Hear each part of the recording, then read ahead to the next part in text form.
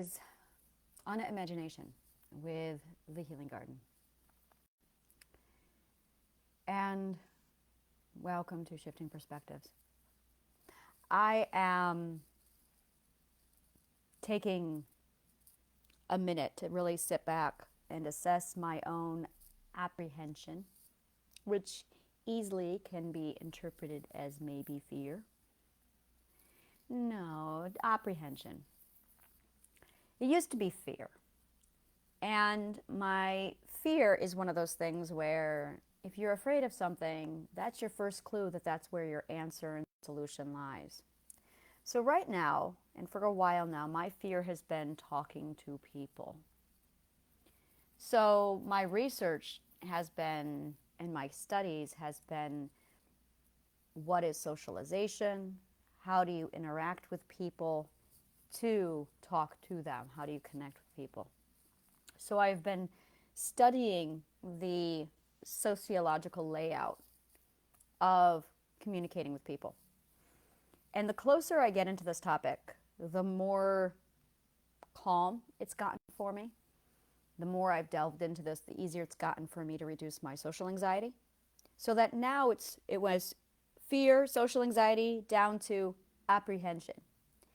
And I'm starting to realize, because logically, my number one assessment, my number one argument is, or my number one belief, code of life, is if you're afraid to go to X, that's exactly where you need to go. X, fear marks the spot.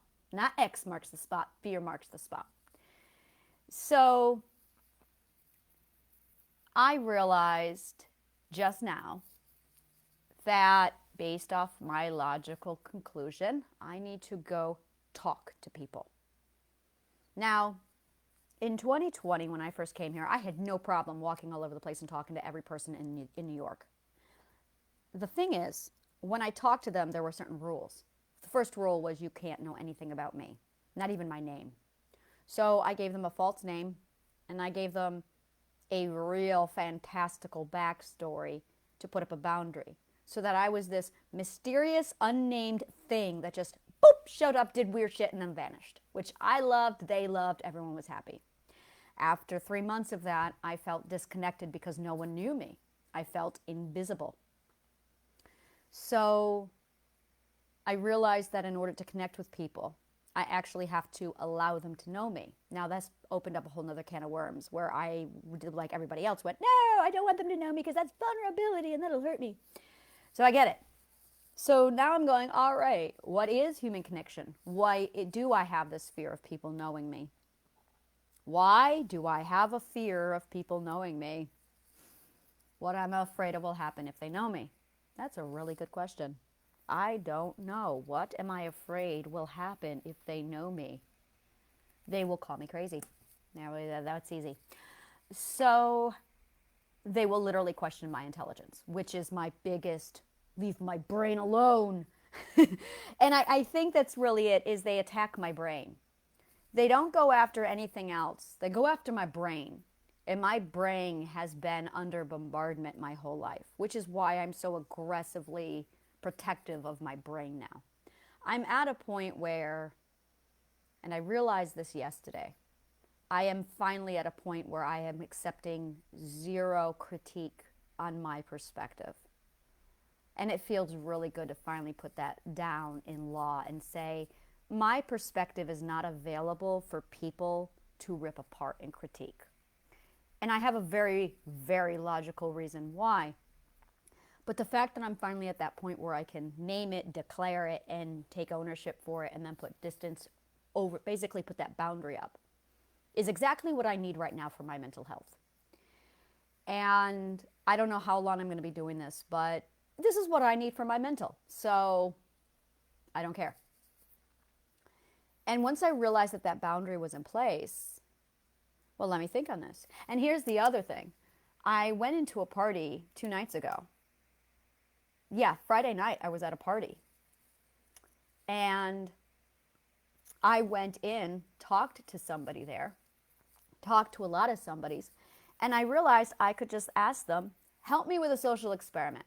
Now, I don't have a problem starting off the conversation with, hi, I'm Anna. I am a philosopher. I am conducting a social experiment. Can I ask your help with my experiment, please? Phenomenal opener. And it's all truth, and it makes me really interesting to people. Really interesting. And from there, I'm able to explain, I want to know X regarding social situations. So I have a few questions. This is me, by the way, preparing to go out and start interrogating people. So here's the first one. The first question I want to ask is what they feel about being approached by a stranger. The irony. Stranger walks up. How do you feel about being approached by a stranger? I'm going to do that.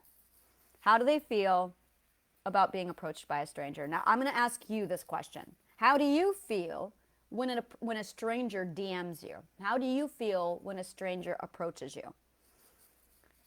For any kind of basic conversation. Do you have anxiety? Are you guarded? I want to know how you feel. So what do they feel about strangers approaching them?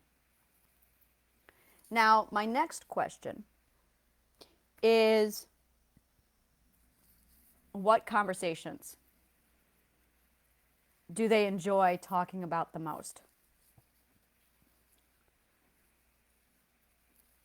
The most. My other question, and this is a really big one, is what is their perspective on perspective? Literally. This is probably the number one question I'm looking for from people. What is your perspective on perspective? What do you think perspective is? I think I need to know this.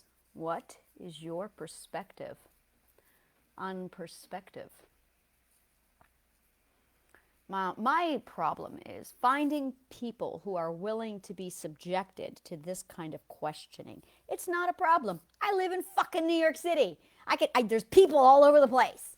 Like, this is totally me bullshitting myself, going, oh, no, you need to go out and talk to people. And I'm going, no, you can't make me.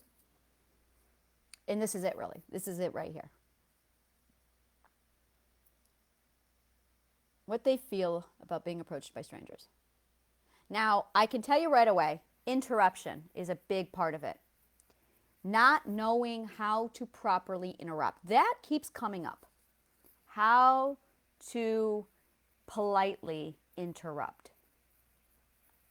This is a huge obstacle. In fact, this is one that when I was at a party on Friday, there was the person I wanted to go over and grab his number. But he was in the middle of this deep conversation. And I did not want to, well, it wasn't a deep conversation, but I did not want to derail or hijack their conversation. So I sat there and waited for 15 minutes. So I'm going, all right, how do I best do this? So interruption, I think, is a big part of, I'm going to go back to childhood because I think we all have this problem. Oh yeah, we're doing this now. We're doing it. None of us are taught how to effectively interrupt. We're just told, don't interrupt. But that's inconvenient. That's impractical. That's not even realistic. And the only reason why you would be subjected to, you're not allowed to interrupt, is because it's a status thing of you're a child, you're nothing. How dare you interrupt the adults? Now, I remember I have a rule. When I'm in the bathroom, that's me time, leave me alone. This has always been my rule. I will not be one of those mothers where codependents, I got kids banging on my door and they're allowed to interrupt me while I'm in the bathroom. No, boundary, my time. If I'm in the bathroom, you leave me the fuck alone. But there was an incident the other day where the kids knocked on the door and somebody was bleeding and they needed Band-Aids. They needed like first aid kit stuff. Great example. I'm like, now that is proper. Yeah, interrupt me. So people need to interrupt, but we are not taught the etiquette of interruption. So this is definitely something I want to talk about, is the etiquette of interruption, because I think that's our biggest social obstacle, is you want to talk, but you don't want to be a burden, but you want to engage, but you don't know how, and you don't want to be a bother. And I think that's the other thing, is you want to introduce yourself, but you think, oh, I don't want to be a bother to that person, even though you just want to introduce yourself. So I think introductions versus your self-value versus, I want to say your level of importance, but that's not it.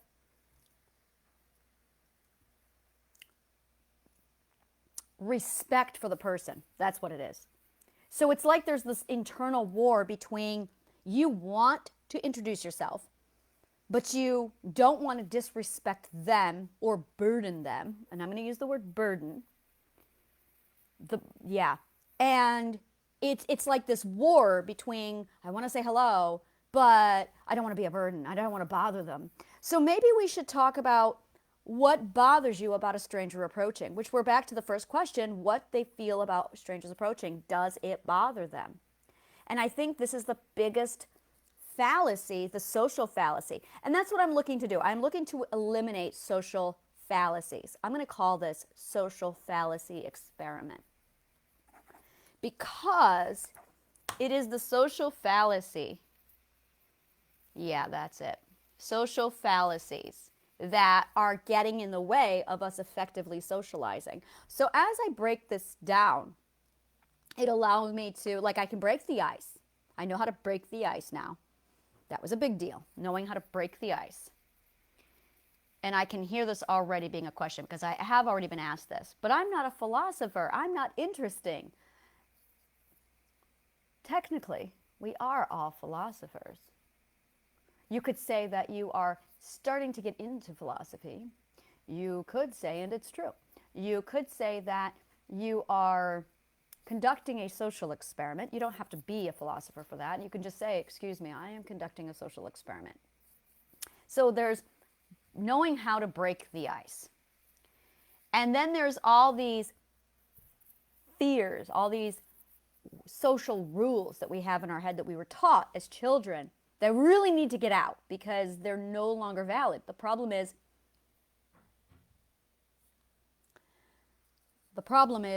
there's no data to replace it with.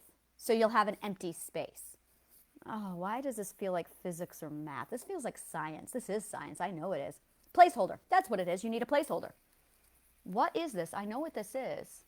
Placeholder. So this is how this works. You have X, and you are removing X, but then you'll have an empty space. You need a placeholder. So we're going to want to put in a placeholder until we can get the corrected definition of Y. So X needs to be removed, placeholder in place, so that Y can then come in. Oh, I'm onto something. I can feel it. I know it. All the logical bubblies in my brain just went, this is it. This is it. Go here. Keep going. I'm working on it. Okay. All right. So we're going to take the case of the interruption. Interruption is wrong. Well, that's misinformation. We're going to throw that out, but we need a placeholder. Interruption is unknown, undefined. That's going to be curious. Curiosity is going to become the new placeholder. The emotion curiosity is going to become the placeholder. So the current emotion is bad, fear. So watch this. This is how it goes. In the case of interruption, you have interruption being presented. So I imagine I got this really awesome contraption. We take the emotion or the concept interruption. We plug it in. So it's sitting up there, interruption in big red letters. Immediately, we have, okay, a first assessment is, well, that's bad. That's not good. That's not nice. Well, we know that that's toxic. So we're going to replace it, but it can't be empty. So we're going to put curiosity there or adventure in there. And now we get to go explore and ask questions. How do you feel about interruption? How would you best prefer someone to interrupt? Because the alternative is you not interrupting, so you stand there for 15 minutes eavesdropping while they're invalidating you and not even making eye contact and not even acknowledging you. Like no one knows how to segue. This is it. How to effectively segue. Effectively segue into a conversation without being rude. How to interject yourself.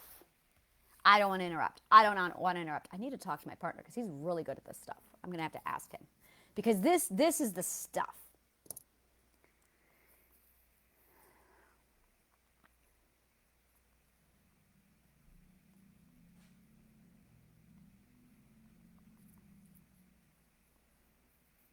Okay. Yeah, because he's really, really good with this stuff. He has severe social anxiety. So, and he's also highly logical. So, between his brain and him having this, he articulates things so beautifully.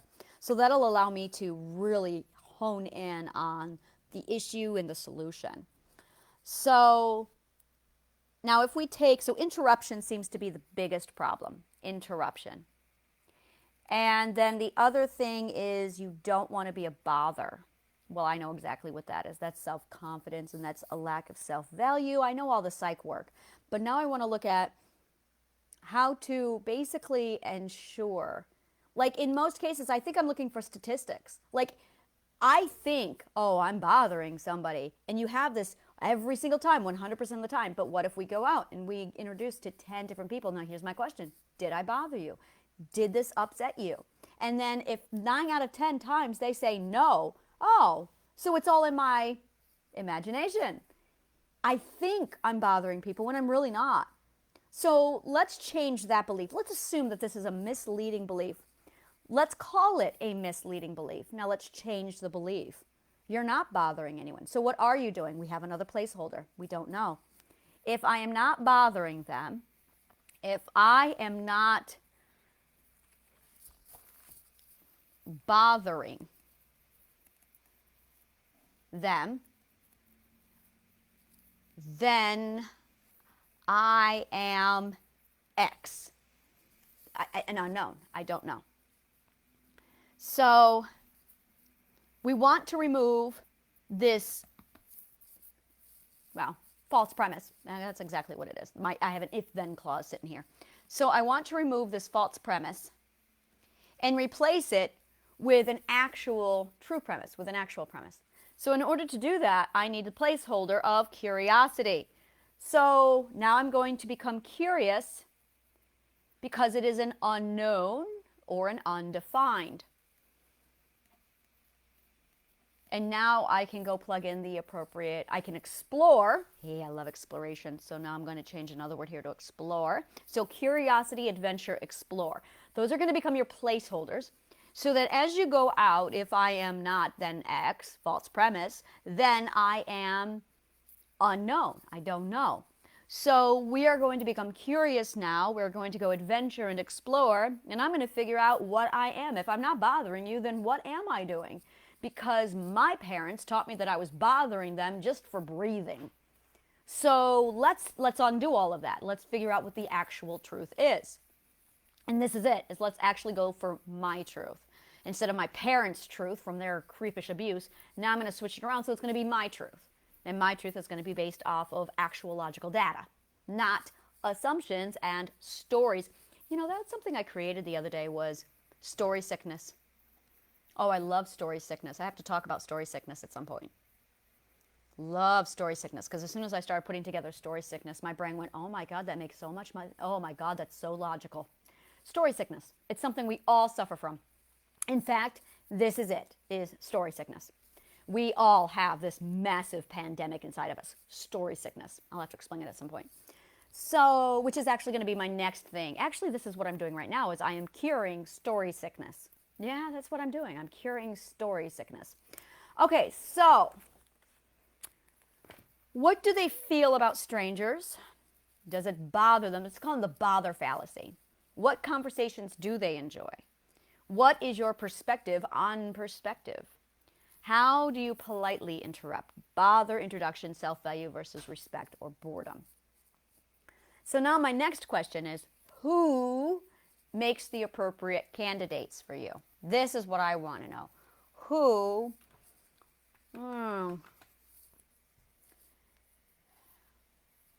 here I am, thinking of every kind of person I've ever imagined and seeing in New York City. There is the suits, the hippies,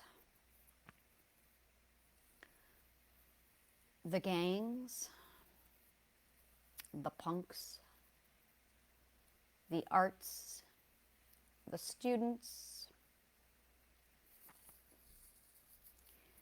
the culturally segregated, These are people who very much are living their culture inside New York City, and they are almost like they are mentally walled off from everything outside of them.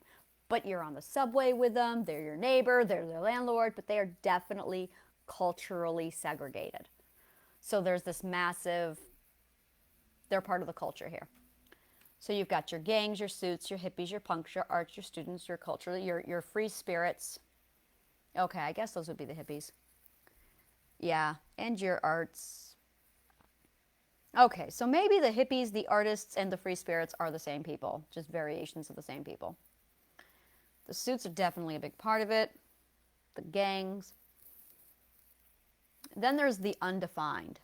The undefined are the people who are trying to figure themselves out, and they have no idea who they are, and they're trying out styles, and they like their styles, but they really doubt their own style.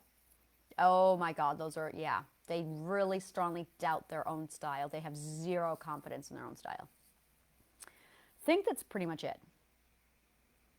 The undefined, the punks, the arts, the suits, the students, the hippies, the culturally segregated, the gangs, and the free spirits. I'm missing one more. No, that would be a suit. I got to think about this. That's a suit.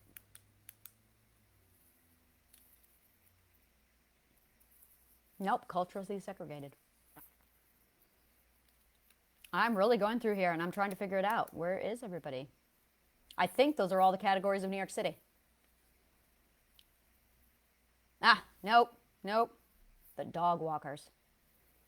That's a culture here. The dog people. The dog people. I'm going to call them the dog people. The dog people, yeah, are the dog people. There's no other word for it. There's a dog community here. It's a New York City thing. It's like if you are in the dog culture here, that's where you are. I swear some people move here just for the dog culture. Yeah, that's a really good way of putting it. The dog culture. And yeah, the dog culture. There's one more, and it's horrible. The word is yuppie. I hate that word, though. It's so... Let me take a look at the word yuppie. But really, that's it. They're yuppies. And I really... They're almost the art people, but they're not. They're let me look up the word yuppie. A young person with a well-paid job and a fashionable lifestyle. Yeah. I don't like it because that's so... No, it's not it. All right, so let me take a look at this. Yeah, I don't like that word at all. It's just not... Suits are not a good question to ask this to. Okay, I'm just going to accept that this is all derogatory and I know this. Okay, I acknowledge the derogatory here. But I'm trying to put all of the categories into... Because this is literally like a hodgepodge of everybody who's here in New York. And then there's the people who are the outside, the visitors. I'm just going to call those the visitors. Yeah, there's the visitors. The visitors...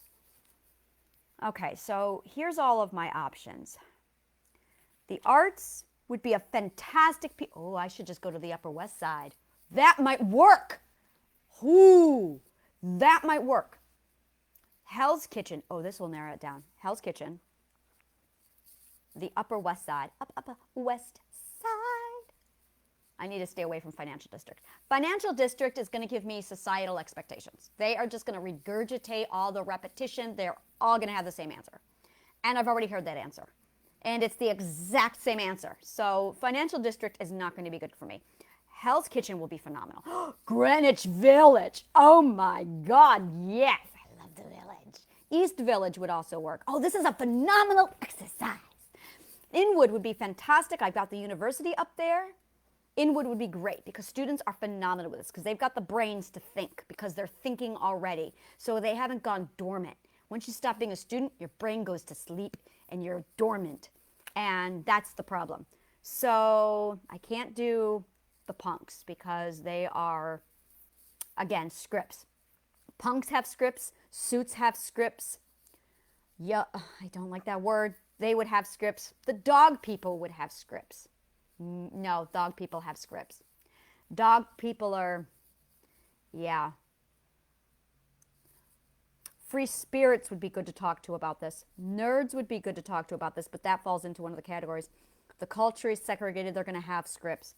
Hippies would be open up. Gains would have scripts. And the script changes depending upon their culture. So, Central Park, that's kind of like a melting pot of the melting pot. So, America is a melting pot. New York City is a really big melting pot. Central Park is the melting pot of the melting pot of the melting pot. So, Central Park. Ooh. Maybe Washington Square. Brooklyn Bushwick would be phenomenal for this. Bushwick would be great for this. So Bushwick, Hell's Kitchen, Prospect Park might. Prospect Park, Upper East Side would not work. Anywhere with the Village would work. Soho would work. Maybe. Soho might get more into scripts. I'm looking for people who won't give me a script. And that's my problem. I can't have scripts. Because the minute they start getting a script, that's when to be blunt, it goes over their head. Because they're so conformed into a script that when you give them something unusual, they go into shock. And they literally become defensive because you've shocked them, and then they view it as a threat. So it's really, I'm breaking down the psychology of what conformity does to the mind after a long period of time is you start to see threat when there isn't one. That's from the trauma abuse, and that's from the, I've been abused so much that if you fall off of the script, you're going to be abused. So I have to make sure that I present this to people who are not in the conformists so headstrong, because they will view nonconformity as a threat, and they will become aggressive, or they will become very defensive. And I don't want to threaten anybody. I don't want to feel like a threat. So I can't just walk up to just anybody and just throw the stuff at them. They will become immediately aggressive and or dissociate. And I don't want to trigger anyone. So I cannot go to anyone who is overly scripted. They have to be free just enough away from the script that they can think on their own, which is where the hippies, the arts, the students, and the free spirits come from. Now, those people are in Bushwick, Prospect Park, Hell's Kitchen, Upper West Side, East Village, Greenwich Village, Inwood, and Central Park. Did I miss anybody? Inwood. Washington? No, I don't think. Washington Heights win. Yeah, so the Heights is out of the question. Yeah, because that's where you get more into the cultural segregated. Okay, so Inwood, and then the Upper West Side is really good for this. Everything along the Hudson, down there along the park, but we run into possibly some scripts, but not many. And then we get into Hell's Kitchen. We loop that around into Midtown. Midtown. Let's put Midtown down here. Now, Midtown is going to get us into the tourists, which is okay, but things move at a different pace over there, completely different pace when you get into Midtown, Times Square-ish. But then you get down into the Soho. So you get down into Soho, you get down into the Village and the Village. So that would be a great place to start. Oh, that would be phenomenal.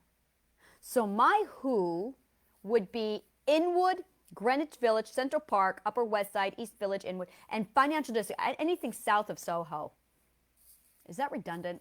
Everything south, okay. Everything south of Houston is not going to work because now you're getting into the massively scripted, and they don't have the patience for you to sit down and talk to them because they live by the time and the money down there, financial district. So everything south of Houston is going to be mostly out of the question. Everything along the east side, Upper East Side, is going to be out of the question. Too many scripts, not enough time. They get very impatient with that. So I'm going to look at the Midtown, which is where, so Village. What about Chelsea? Chelsea's on the cusp. I'm going to say no to Chelsea. So I'll keep it to, and that's like, I was going to say the meatpacking district, but that's like really cramming it between Chelsea and Hell's Kitchen. I'll just go right to Hell's Kitchen. So Hell's Kitchen is fantastic. and Greenwich Village, East Village. East Village will be perfect for this. There's some really 99% of the weird shit I see in New York comes from East Village. I have like a whole thing just dedicated to East Village. Bushwick is fantastic. Prospect Park is fantastic. But yeah, and then Inwood would be fine.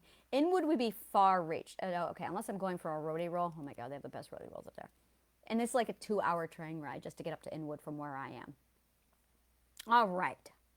So now I have figured out the who, and I have figured out where I'm going to find these people. Actually, this is a lot of anxiety suddenly gone from me because I have a plan, because I know where I'm going to find my people. Okay. All right. I have answers and solutions. All right. See, if somebody is alone, let's talk about this now. Boom. Ooh, the Strand would be phenomenal. The Strand. All right, so I'm just going to put the Strand because that's a solid, yeah. Thinkers go to Strand. If you're in Strand, you're my people. This is great. I feel so solid on this now. Okay, so here's my next thing is you have people with a book. Now, people with a book, in my opinion, is like you do not talk to the person with the book because they are reading a book for a reason. It is the biggest, fuck off, I have my book. So people with books are banned from conversation because, and then the flip side of people with books is people with people. If you already have company, and this is where I get confused, people with people. Do they want a third person to just randomly show up? Now, if they're a person who is solo, okay. This is where socializing really is this massive. How do you communicate to everybody else? I am available for conversation with a stranger. Like literally, that's it. I am available for conversation with a stranger. And this is something in New York City where everyone goes to a bar. People go to a bar and you want to connect with new people. You want to meet new people, but you don't know how to bridge the gap. So you do one of these. And everybody in New York has the same brain. Everyone wants to be left alone. It's like a default setting. We just assume that everyone wants to be alone. See, this is the story sickness we have. We assume everyone wants to be alone. And this is what I call a toxic belief. This toxic belief results in us purposely isolating ourselves because we assume everyone wants to be alone. No one wants to be bothered. It's New York. So I almost want to go into a bar or into a coffee shop and say, excuse me, I am here for conversations with strangers. Who wants to be bothered?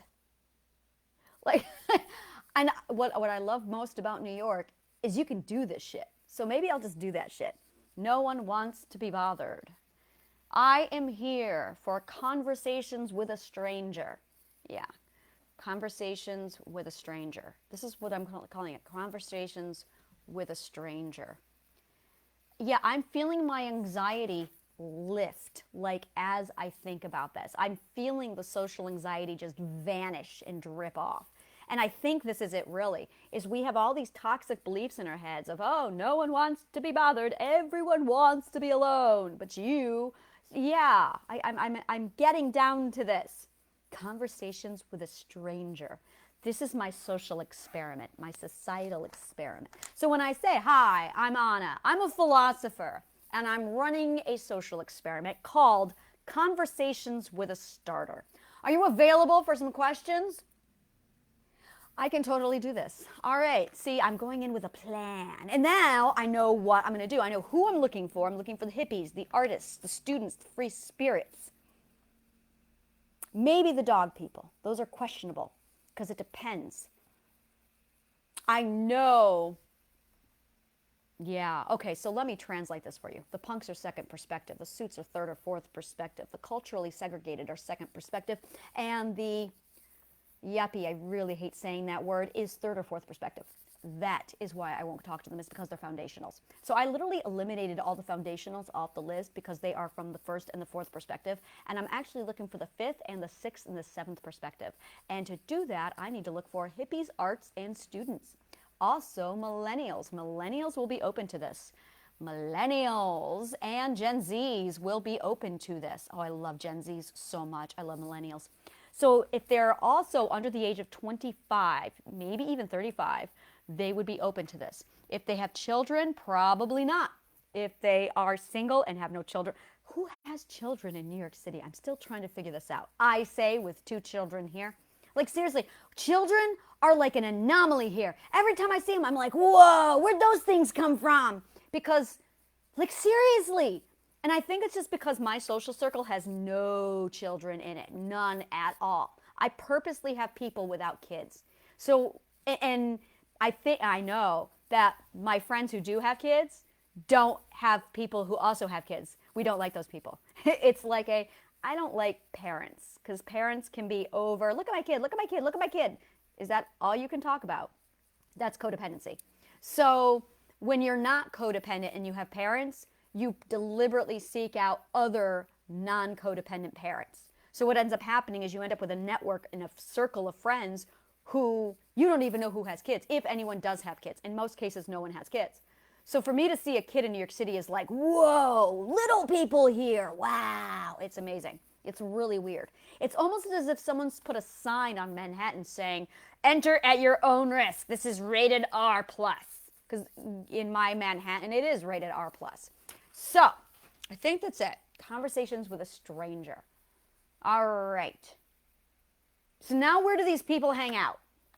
I got to figure out where well, I know where they hang out. They hang out in the village. They hang out in, all right, I get this. All right, I get this. All right. All right. I'm starting to figure this shit out. So I've located the who. I've located the where. I've located the topics and the subjects.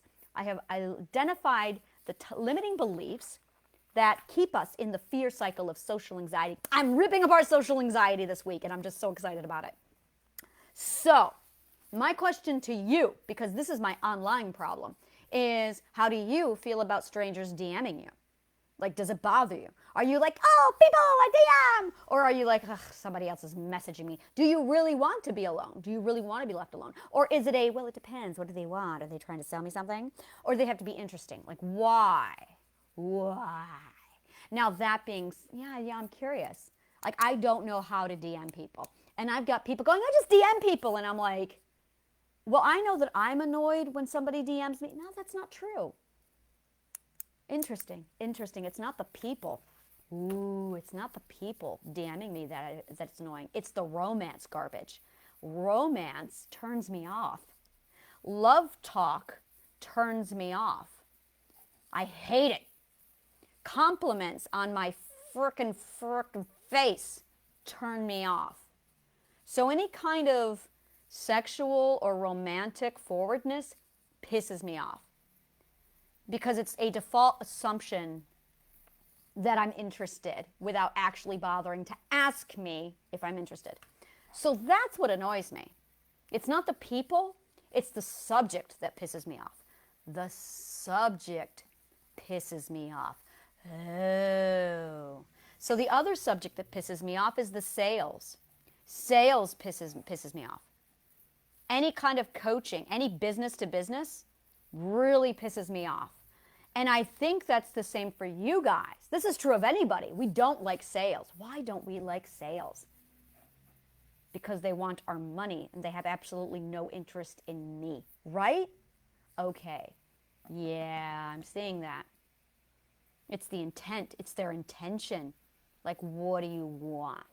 It's the intention behind the contact, which goes back to why we contact people. It's the intention. So what do people love to be contacted about? I know that people love to talk about themselves. They do.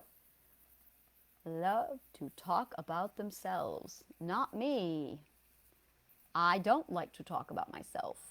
I like to talk about other people, which is why networking always works for me, because I have no interest in talking about myself. I don't like it. When people ask me about myself, I'm like, we're done here. We're done, and I leave. All right. So, interview. People love to be interviewed. People loved to talk about themselves. I think people love quizzes, which is exactly what an interview is. And they love to be curious, and they love to learn.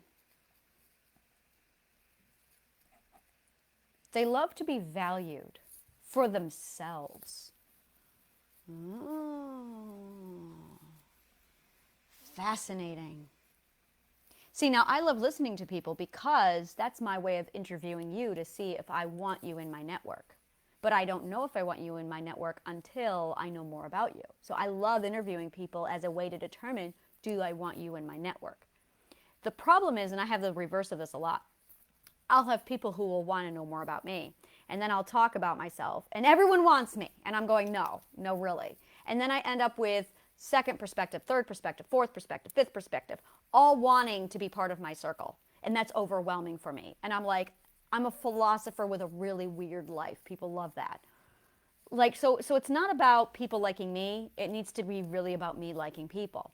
And in order for that to happen, I got to want to hear your story. But I also need to hear your story to determine if I even want you in my circle. So now I have an invested interest in you.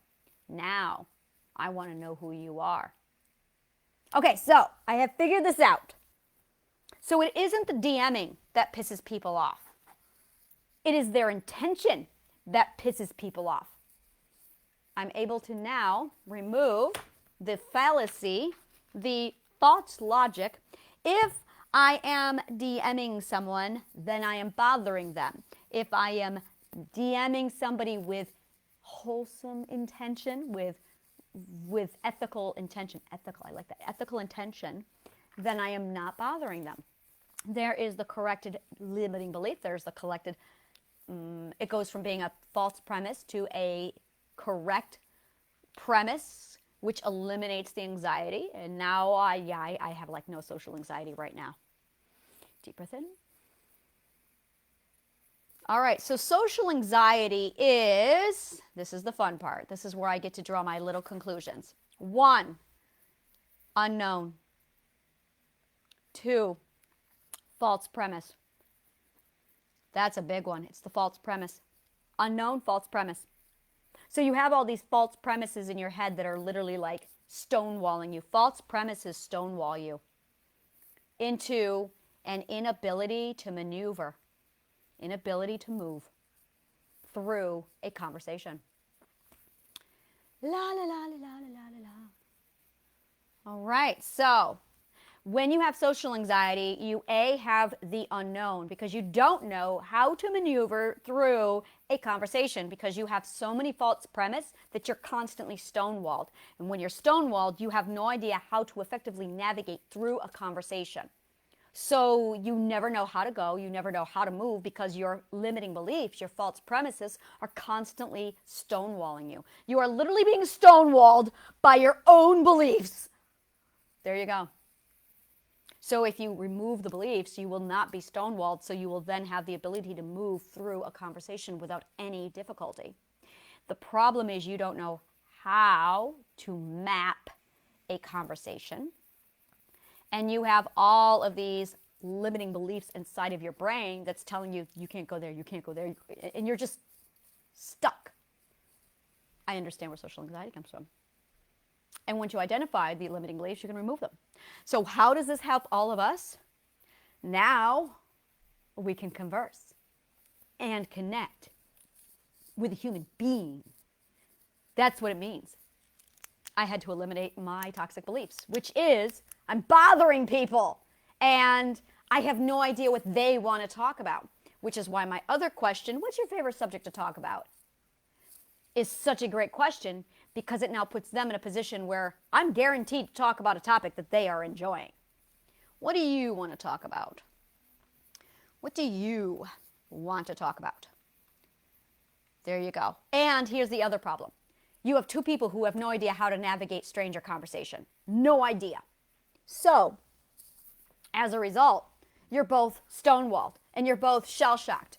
Shell-shocked? You're both in the shock and awe of just, what do I do? What do I do? What do I do? And you both pull out the script. What do you do for a living? Okay. And where do you live? Okay. How about them Yankees? This is why.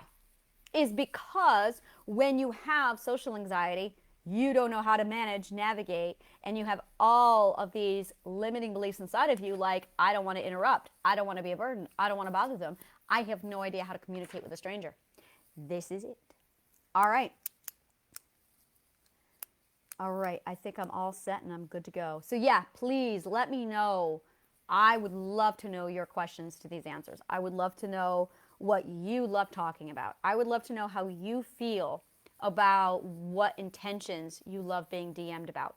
So here's the big deal about all of this.